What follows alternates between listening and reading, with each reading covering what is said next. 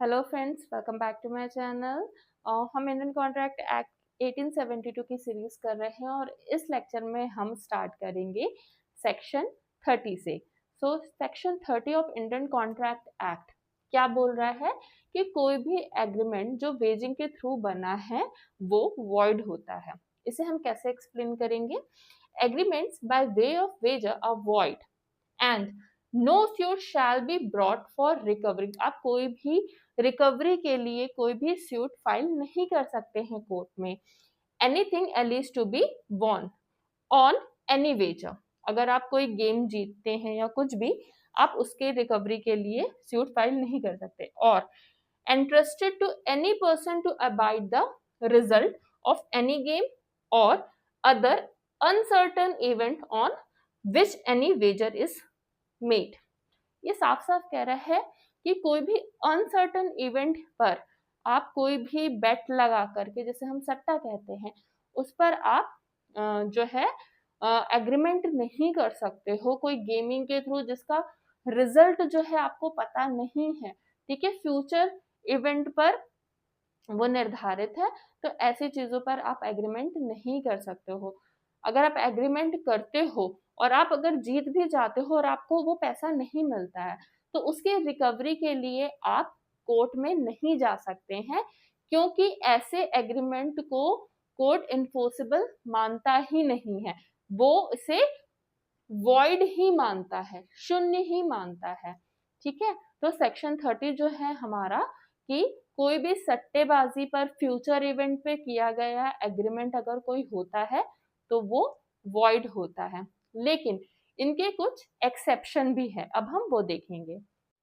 पहले हम एक एग्जाम्पल देखेंगे कि वेजरिंग किस तरह से वॉइड है, वेजरिंग पर जो एग्रीमेंट बनते हैं वो किस तरह से वॉइड है।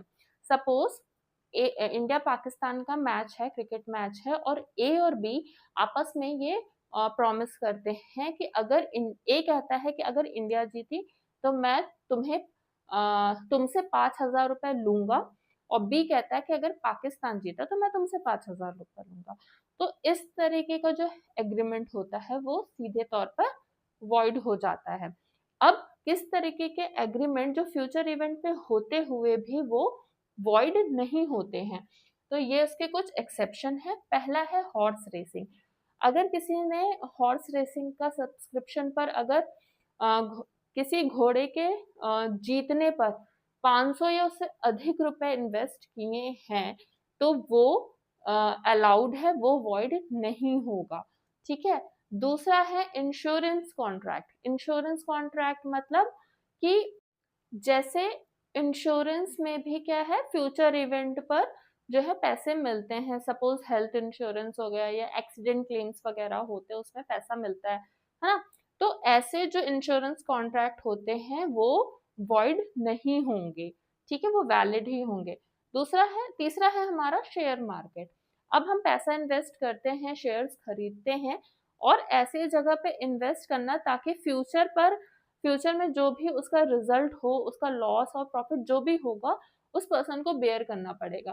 तो ऐसे इवेंट्स पर भी जो है, अगर हम एग्रीमेंट करते हैं, हम शेयर मार्केट पर अपनी स्किल के थ्रू पैसा इन्वेस्ट करते हैं, तो वो भी वॉइड नहीं होगा।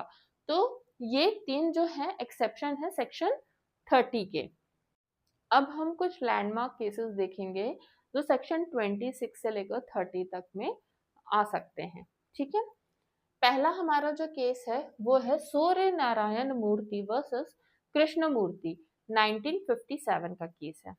इसके फैक्ट्स कुछ इस तरह से हैं कि दो विडो फीमेल्स, महिलाएं जो थी, उनके बीच में एक एग्रीमेंट हुआ कि जो पति की प्रॉपर्टी है उसके मरने के बाद जो है उन दोनों में आधी आधी बट जाए।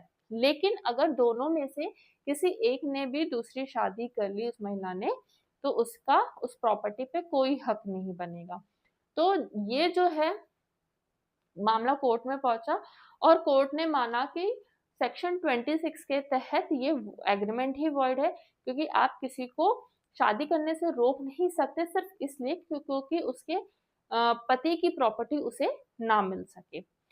अब हमारा दूसरा केस है मधुप चंदेर वर्सेस राज कुंवर, 1874 का केस है। इसमें 2 राइवल व्यापारी थे और इनके बीच में एग्रीमेंट हुआ।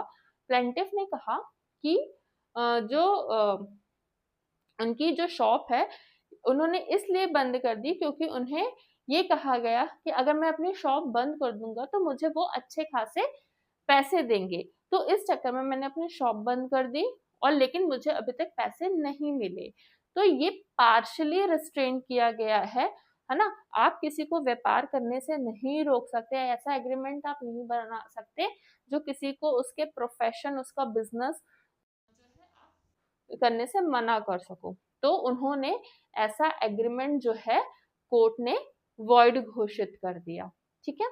तो ये कुछ इम्पोर्टेंट केसेस थे जो सेक्शन 26 और 27 को एक्सप्लेन करते हैं। आई होप फ्रेंड्स कि आपको आज का लेक्चर पसंद और हमारा चैप्टर 2 जो है इंडियन कॉन्ट्रैक्ट एक्ट का यहीं से खत्म होता है। अब हम जो लेक्चर का नेक्स्ट लेक्चर होगा सीरीज का, उसमें हम चैप्टर 3 से सेक्शन 31 से स्टार्ट करेंगे। सो बने रहिएगा, मेरे चैनल को सब्सक्राइब कर लीजिए, वीडियो को लाइक कर दीजिए और अपने फ्रेंड्स के साथ शेयर करें। Thank you so much.